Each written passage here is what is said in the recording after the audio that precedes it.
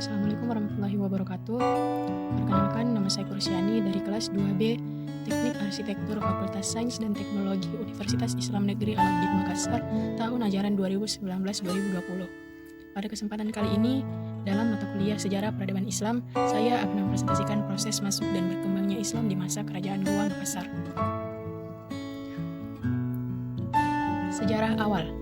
Pada awalnya di daerah Goa terdapat 9 komunitas yang dikenal dengan nama Bate Salapang atau 9 bendera yang kemudian menjadi pusat kerajaan Goa, yaitu Tombolo, Laikung, Parang-Parang, Data, Agangjene, Saumata, Bisei, Sero, dan Kalili.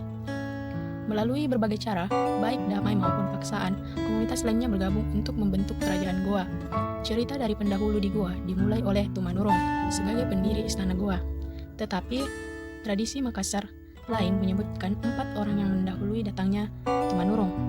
2 orang pertama adalah Batara Guru dan saudaranya.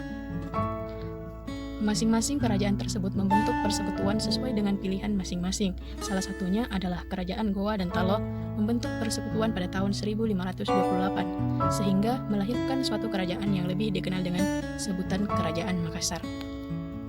Baik, proses masuk dan berkembangnya Islam. Penyebaran agama Islam di masa Kerajaan Goa. Penyebaran Islam ke berbagai daerah di Nusantara tidaklah berlangsung secara bersamaan. Kedatangan Islam di Sulawesi Selatan agak terlambat dibandingkan dengan daerah lainnya di Indonesia.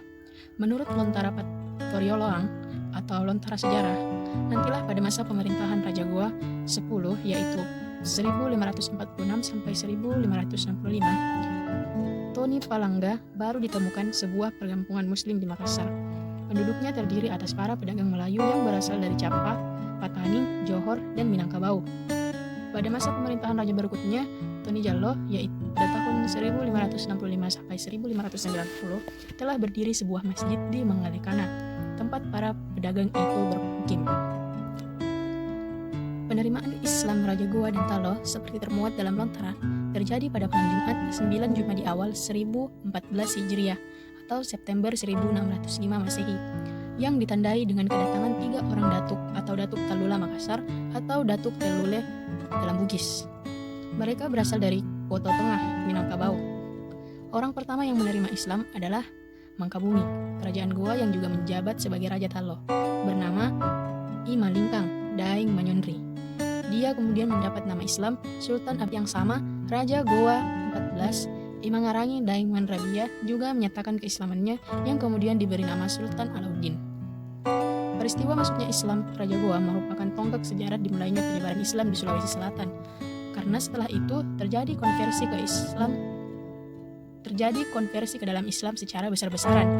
Konversi itu ditandai dengan dikeluarkannya sebuah dekret Sultan Alauddin pada tanggal 9 November 1607 untuk menjadikan Islam sebagai agama kerajaan dan agama masyarakat. Sampai di sini penerimaan Islam berlangsung secara damai. Tetapi masalah timbul setelah Raja Goa menyeruakkan Islam ke kerajaan-kerajaan tetangga.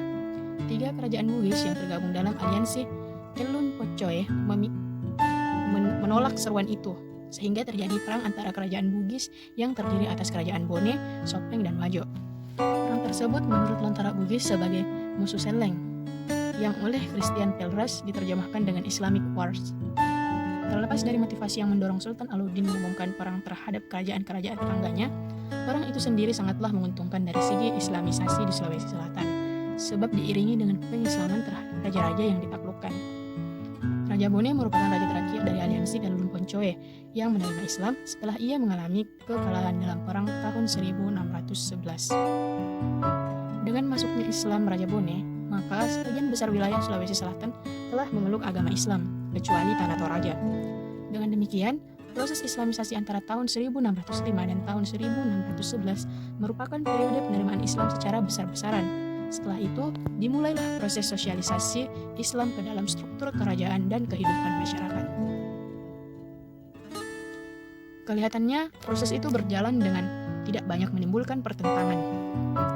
Hal ini terjadi karena sejak semula, penyebaran Islam dilakukan atas prakarsa raja, serta atas kemampuan adaptasi yang diperlihatkan oleh para penyiar Islam. Akan tetapi, bagaimana proses itu terjadi, serta peranan yang dimainkan oleh raja di dalamnya, belumlah ada